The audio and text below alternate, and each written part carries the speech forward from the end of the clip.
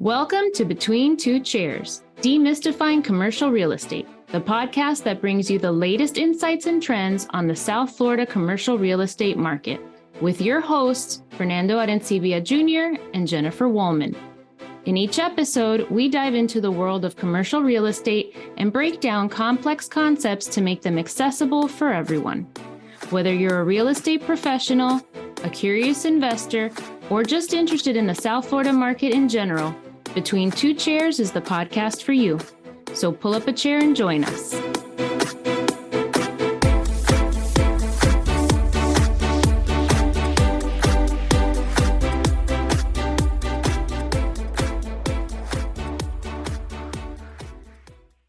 Welcome, everybody, to another episode of Between Two Chairs. It's a very special episode. It is our final episode of this year as we are winding down the year and celebrating the holidays with family and friends. I hope this podcast finds you all very, very well. My name is Fernando Arencibia. I have the honor of being the co-host of this wonderful podcast. And with me, as always, is the always kind? I don't know. I don't like it that I say always kind and then you twist your head like, you're questioning it. But, well, she's always kind to me, the incomparable Jennifer Woolman. Hello, everybody, and welcome. I love this time of year. It's when we get to reflect on what's gone on during the year and set intentions for next year and goals and everything else. So this is fun. It's a time when people kind of slow down a little bit. That's right. And, really start looking inward and focusing on what's important, friends, time off, self-care, etc. Exactly. I love that. I think it's very important this time of year to be able to take some time off, not necessarily to do, something and go away and all that stuff. I mean, obviously there's that as well, but, a little bit of time for yourself to reflect upon your goals that are, and to kind of look back on the year and see where, what are more importantly, the lessons that you have learned. This is a time where there's a lot of reflection, there's a lot of goal setting, but sometimes people start with a goal setting without reflecting upon how the year went through, what were the ups, what were the downs. And I think that is the most valuable thing for us is what did we learn about our market? What did we learn about ourselves, throughout the year so that we can better inform our goals for 2024. Right. And we start setting our goals pretty early in October. So I have to admit, I'm really, really bad at looking backwards. Yeah. I tend to just focus on the moment. So if I look back and I had a failure, I tend to have analyzed it at the time of failure and then just kind of shake it off, take the lessons learned and moved on and move on. I tend to focus more on the today and now, and then with the exception of like business planning, not look too far in the future, because once I have my business plan for the next year or the next 5 years, it's just breaking it down into what do I need to do today. My family can tell you that I really don't plan super far ahead. One thing I do is I take the calendar, figure out vacations for the year and figure out conferences and business deals that I have to do for the year. Yeah. Other than that, I don't plan that far ahead and I don't look that far back. So when you said, why don't we do this episode on looking back and reflecting, it was interesting because I know I learn a lot every year, but I tend to take like the top 1 to 3 things that I learn if I'm attending a conference or if I hear a speaker, or if I read a book, I highlight them and then I implement them right away. Right? Because I feel like if I'm like, I'll address this someday, it never gets done. So I tend to incorporate it into my business plan or my daily schedule at the time. But so I had to scroll through my pictures to kind of jog my memory of, I also have a very bad memory for the minor stuff. But I did, the first thing I learned is that I take a lot of pictures that I mean to post and then do absolutely nothing with. That's a lesson in and of itself. Exactly. So I might have to reflect on that and think, okay, one, I either need to take less pictures, or how do I take pictures and post while still being present and in the moment? Because I know that if I don't do it in that moment, it'll pass. So. It'll pass. Anyway. I suffer from the same thing. And oftentimes I do a lot of throwback Tuesdays or Thursdays or whatever it is. That's just because sometimes there are moments in which it does merit reflection before you post. And then there are moments where, it's you're capturing a moment in time and you want to share it. And so, it merits to be shared at that moment without much perspective, if you will. I do think that it's a little bit of a superpower to have the ability to not look back. And, I think that there is value in what you're saying, in that, the lessons are learned at the moment that they happen, and then you move on. So, I kudos to you for that. I think that's very that's a very powerful thing, and so tell me, I mean, where do you want to start? Is that your so that was kind of it. And I think there is something to be said about reflection. I mean, other than goal setting, probably, right? Like in goal setting, I always look at what were my goals for this year. In October, when I'm setting my new goals, where did I hit the mark? Where did I overachieve? Where did I underachieve? What did I miss and why? And, if there are goals that I've had over the years and never hit those, then you either need to get rid of them or focus on them more, that they're just not going to happen. My three biggest takeaways this year, I think. Well, why don't we do one-on-one?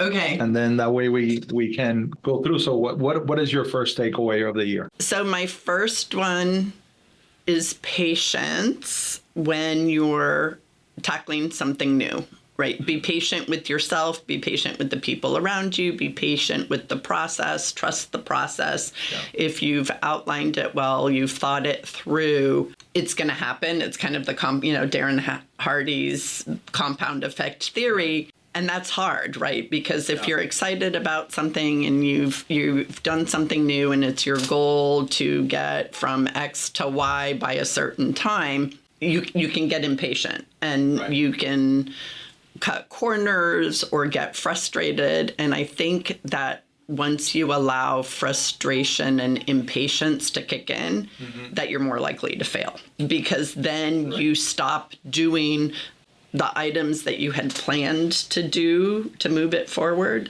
Right. And I think for a lot of us, especially in places like Miami, where I feel like we're constantly going, and you and I, just in terms of all of the things that we say yes to, and all of the things that we're involved in our families and our communities and our businesses and volunteer work and everything else, I guess that's where you need to take pause, reflect, and just be patient and trust that you're planning is going to get you there. It just might take a little bit longer than you anticipated in your eagerness. And that applies to everything. Business, investments. I think it's a very important lesson.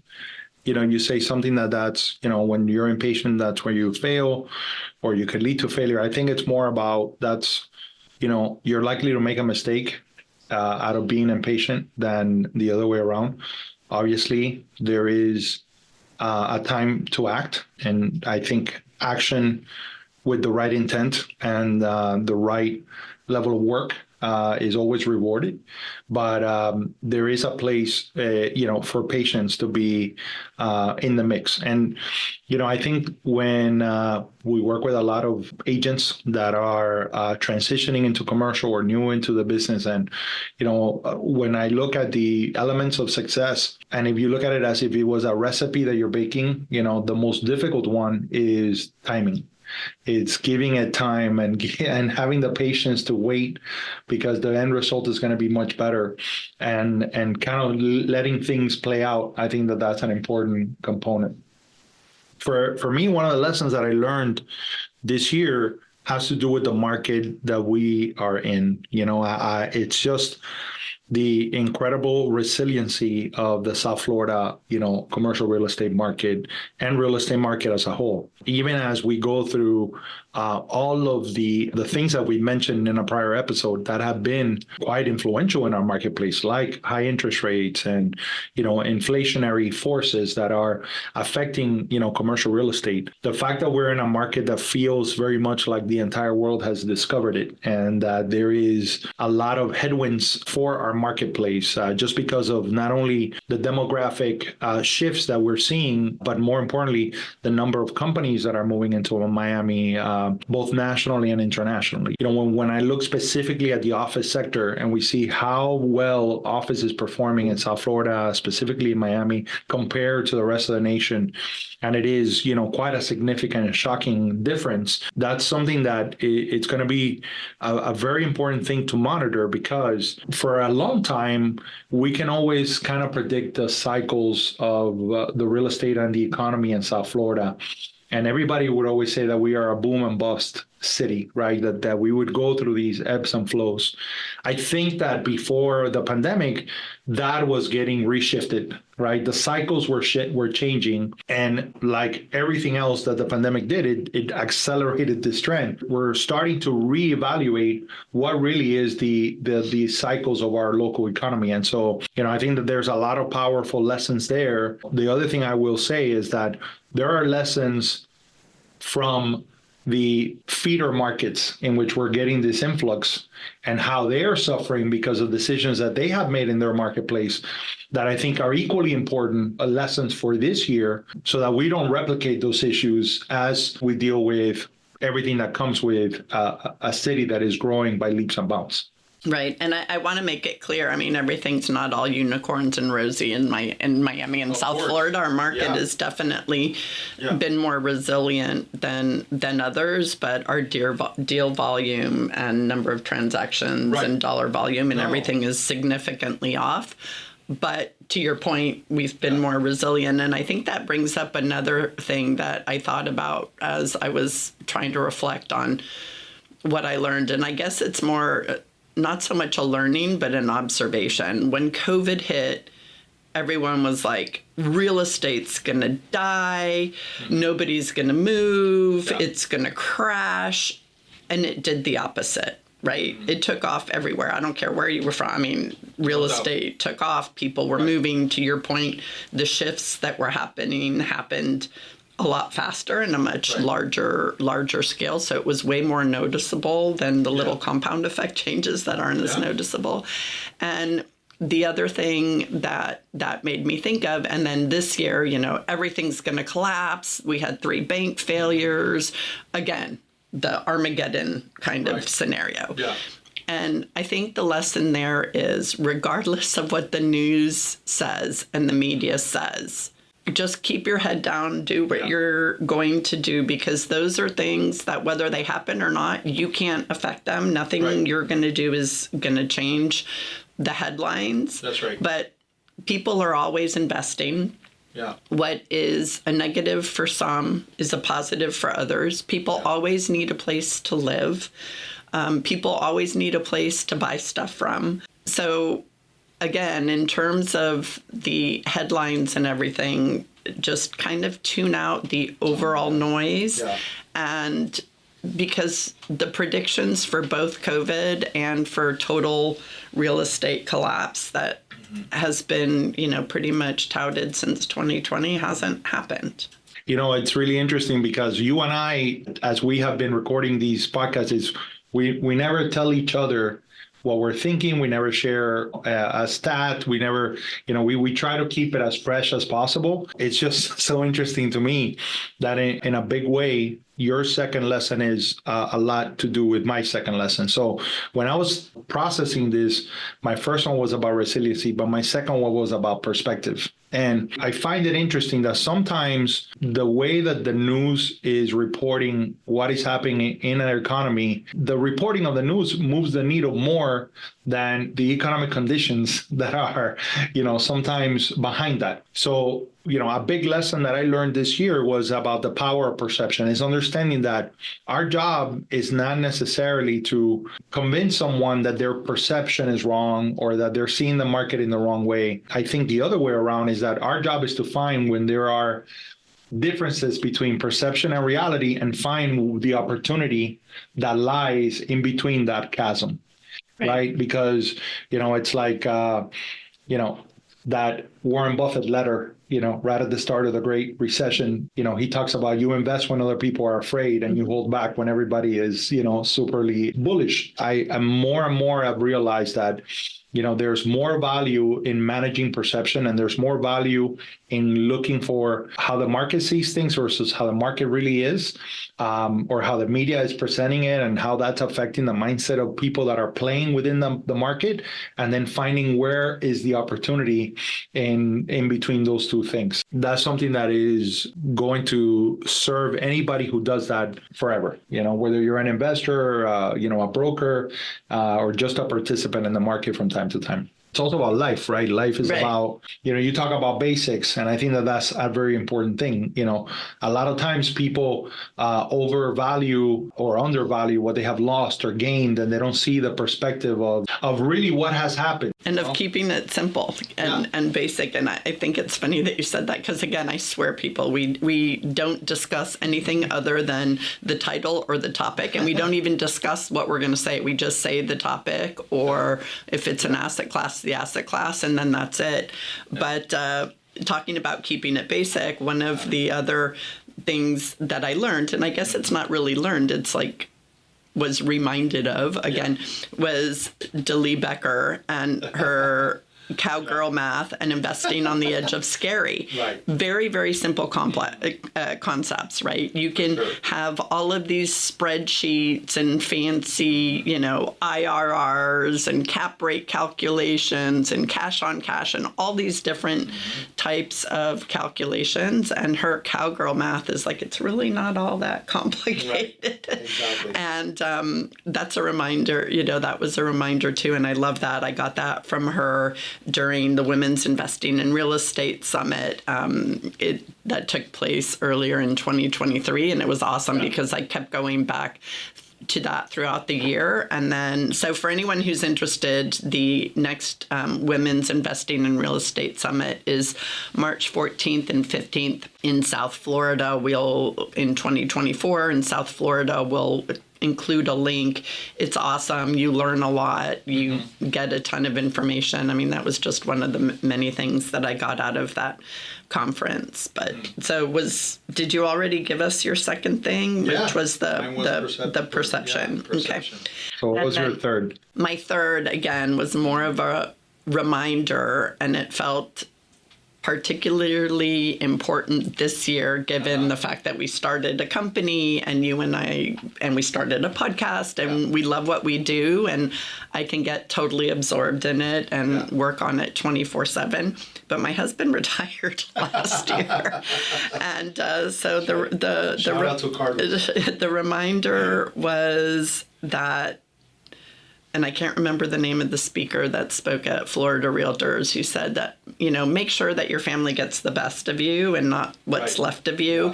And that was a failing on my part this year. I was so excited about the company and everything we're doing. And I got excited and, head down, thinking of new ideas, ticking away at our to-do list and all of the education and stuff that we were providing. And we had the option to travel to two places that weren't on my bucket list for really, really good families, friends of ours, weddings. And they happened to be back to back. And I was going to say, okay, this is going to be a marathon. We're going to go 3 days to this place, come back, I'm going to work, then we're going to fly out 3 days to this place. And both my husband and my daughter are like, we're going to go to Peru and not do Machu Picchu. And I was like, no, Like, it's okay. I saw it in National Geographic. I can, I can see it on YouTube. And luckily I have a friend who knows me extremely, extremely well. And I apologize to my son and my daughter that she has more influence on me in convincing me of certain things than you guys do. But she said, I know you. She goes, you have to go to Machu Picchu. It might not have been on your bucket list, but it is someplace special. And so I had to struggle, and I know I spoke to you several times over it. I struggled with that because I was really torn between that, and I'm so glad that I did it with my family. It was an amazing trip. I probably would never have the opportunity to do that again without, again, to your point that I don't necessarily plan specific stuff in advance, but I'm glad I did it. And if I hadn't had that nagging reminder in the background saying, give your family your best and not what's left, I might have made a big mistake there. I'm glad you did too. Many years ago, my wife and I took a trip, and we were in Italy, and we were getting ready to go and see the statue of David. The car that was taking us there was late. We were scheduled to pick up a train early in the day, and of course the gallery is late in opening, right? Imagine that, right? The museum is late in opening. Yeah, somebody was grabbing a cappuccino, and So anyhow, in my mind, I was already succumbing to the fact that I'm not going to see it, and I'm thinking to myself, like, well, look, I've seen it in pictures. Right. I've seen it a bunch of different ways, what's the big deal, But then when I was in front of that marble piece, it was awe-inspiring. It really is something to behold, right? Especially when you know the story about this piece of marble that no artist wanted to touch because it had a hairline fracture right through it. And then what that work of art is it's something to behold. So I'm glad that you had that experience, that even though it wasn't in your bucket list, that you were able to really experience something wonderful and surprising, right? Because you never thought that you were in your life going to go to Machu Picchu, and then to have that experience, I think it's awesome. And I think to share it with your husband who's retired, and so it's awesome. And so I think that brings up two really good points. One is, as much as we plan for our businesses and our lives, we shouldn't be so stuck in our plan that we don't take advantage of opportunities that present itself that weren't on my bucket list or that weren't in my plan, because some of those are actually the most amazing and memorable opportunities. And the second thing, and it reminds me of that picture that was on your screensaver and you talking about nature, and what we both just commented, me with I had seen Machu Picchu in pictures and you had seen David, is that I think we need to be hyper aware in these days of everything being digital and remote, that you can see something and experience it on a screen or in the movies or whatever, but it's a mental experience. When you're physically there, it's an emotional experience. So my connection with Machu Picchu before was purely intellectual. It was like, oh my gosh, look at this amazing architecture, the history, all of that. And I think the same thing for you when you saw David, but oh my gosh, I get goosebumps just thinking of the feeling that I had when I was in Machu Picchu. Like, no picture is ever going to get that emotional response. And I think, especially in our business and in our industry and in this time, that we have to make a very deliberate effort of having that emotional connection to whatever it is, to the experience, to the people we're interacting with, to the places we're visiting or the artwork we're seeing, because it makes a difference. And I think at the end of the day, it's what keeps us all human. I'll tell you my last lesson is about how much I enjoy doing the podcast and how much I enjoy teaching, how much I enjoy, being a part of other the journey of other human beings. And I think you've gotten to know me a little better, seen a little bit of more of the rough side of me. And, I could be very, how do I put it, very engaged in multitasking and trying to do a bunch of stuff. But once we start recording and once we're, we're teaching or doing a Zoom with people or meeting people in person, I'm just really happy that I get to be in the moment and that I don't have to force it. And that once we turn it on, I don't feel like my mind is wandering. I'm just here. I'm here now with you. I'm present. And so you always learn things about yourself in your life. I mean, that's an important component of the meaning of life is, you grow, you learn, you expand yourself, you put yourself in uncomfortable situations. That's the only way to learn. And, the fact that I'm able to do that and I'm able to be in the moment fills me with a lot of joy because I feel like in those moments, I don't shortchange. Well, at the heart of everything, you're a teacher. You're a teacher and it comes through and it's natural and you're amazing at it. You're a great public speaker and you get your thoughts across clearly and concisely. Well, not always concisely. Sometimes but you're a great storyteller and I think there's a lot to be said in that and the fact that you're willing to share your ideas, insights, experience, etc. is an amazing part of you. So this is our last episode of the year. And, since we're talking about, the joy of really making this. And look, I think anybody who has listened to us for more than a couple of episodes realizes that this is not very polished. We don't over produce it. We want to be very raw in the moment, mistakes and all, warts and all. We want to put it out there. It really has been also a joy to hear so many people that tell us, and it's always surprising to us that says, hey, I listened to this, I have it, I get the reminder. I know we have a couple of people have listened to every single one of them.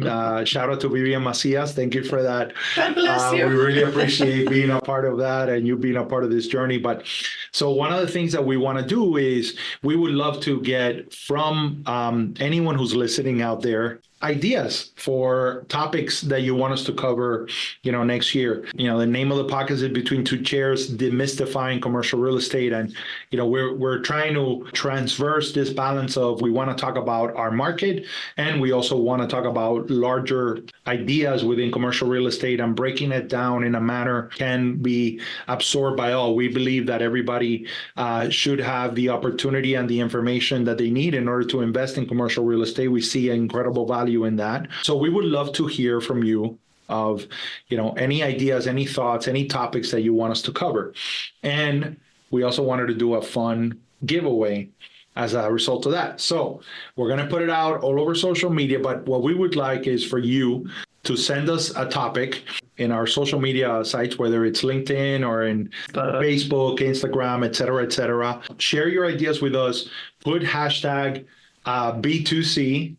All right, for Between Two Chairs. So hashtag B2, the number 2 and the letter C. What we'll do is, within the first 2 weeks of the year, we'll gather everybody's idea and we'll do a raffle among all those that participated, and we will give away a $100 gift card. And we got a lot of great things coming up next year for Between Two Chairs podcast, including a lot of the videos that we have made. Do you want to add anything to that? I do not. You covered it perfectly. I know that you, like me, really appreciate all of those that have participated with us, that have agreed to be interviewed, that have been a part of it. Those have been some of the funnest. Oh my God, we've had a blast. I've got to admit, it's way more fun than I thought it would be. When you first mentioned this years ago, my eyeball roll, I think, went like 360. And no, it's been fun, and Absolutely. To your point, just the conversations we've had with people, and God, we're in such an amazing industry. I'm just so grateful every day that I got into the commercial real estate sector and the people that we have to meet and have met. And nothing as we wrap up. Fun stat. It's December 28th. We're coming upon one of my favorite days of the year, which is December 31st. One of my favorite days of the year, not for what everyone thinks, but because I got married on the 31st. of December. So we always have fireworks for our wedding anniversary. So of course I'm working on fireworks sales. That's my stat of the day, and this comes from The Guardian that they're expecting revenues for fireworks for the year altogether. That includes everything, not just for New Year's, to exceed $2.3 billion for 2023. Americans spend 3 times more than we did in 2012 on fireworks, and that sales could top 3.3 billion by 2028. I don't know if that's so good for the environment and our ears and everything else, but they sure are fun. And our ears, she says. They're loud. If you're under them, they're loud. And I love the smell of fireworks. I don't know why. I love that bird smell. Really? Yeah. Interesting. What is your stat? Mine is about package performance. And that is, look, this is it's the season of packages delivery. Let's be honest here, right? I can attest to that in my own house. And it is my own doing, but I'll tell you this, in 2019, UPS delivered 4.7 billion domestic packages. FedEx delivered 3 billion, and Amazon 1.9 billion. So it's a very small amount.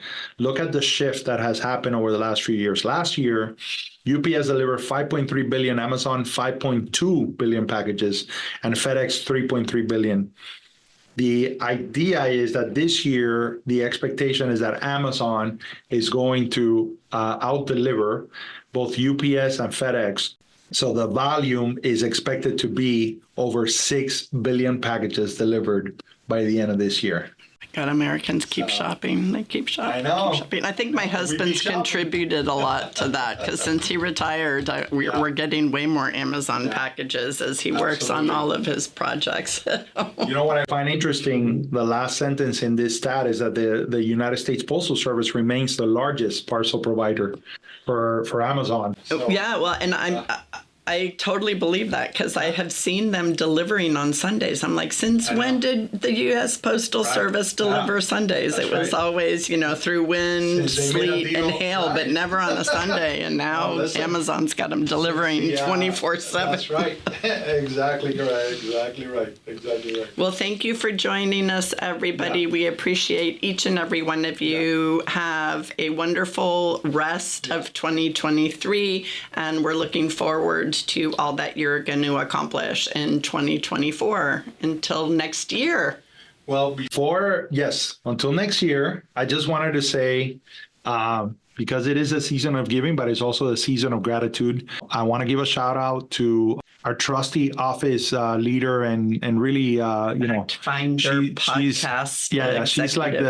She's like the Swiss Army knife of real estate, and that is our very own Jessica Joffrey for helping us with the setup of the podcast and all of the hard work around. We want to thank Corinna, your daughter, who, by the way, Corinna, I had that vegan banana bread. Oh my God, it was so good. But my wife took a huge bite of it.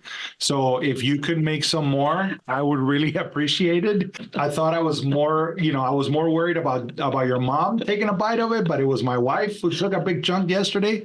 So, but anyhow, thank you for the banana bread, but thank you more importantly for all the hard work that you do in editing this podcast and making sure that it sounds great and giving us all of your technical advice, which has been, just incredibly important to us. And of course, last but not least, to all of you who listen to the podcast, all of you who comment on the podcast, all of you who let us know what you liked, on the podcast. And, we really appreciate you listening. And all of you who said yes to the interviews. That's right. All right, guys. God bless you all. I hope you have a wonderful end of the year, and we'll see you next again year. in 2024. Wow. Ciao for now. Ciao.